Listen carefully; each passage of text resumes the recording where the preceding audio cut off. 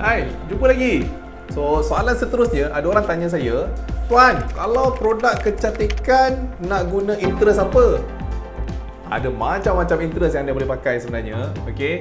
Dan berbalik kepada jawapan saya yang biasa saya bagi jawapan, anda kena test. Persoalannya sekarang, macam mana nak test? So, dalam beauty industry, dalam interest you ada, you boleh letak beauty, betul tak? Dalam interest tu ada beauty punya section. So, apa you boleh buat? Dalam interest beauty tu, ada macam-macam cabang lagi. Ada facial, ada skincare, ada cosmetics, okey? Berbalik kepada produk anda, niche apa? Skincare ke, kosmetik ke? So, boleh try dulu letak kosmetik dan narrow down dia. Ada orang yang tak pakai interest apa-apa pun, iklan dia boleh perform. Jangan terlampau pening kepala sangat nak fikir pasal interest. Yang paling penting adalah media iklan anda, kreatif iklan anda, video ataupun gambar ataupun kooperatif. Itu yang paling utama.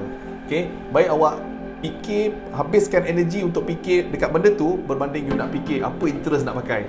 Itu lebih utama. Okey, prioritize the priority. Okey, jumpa lagi.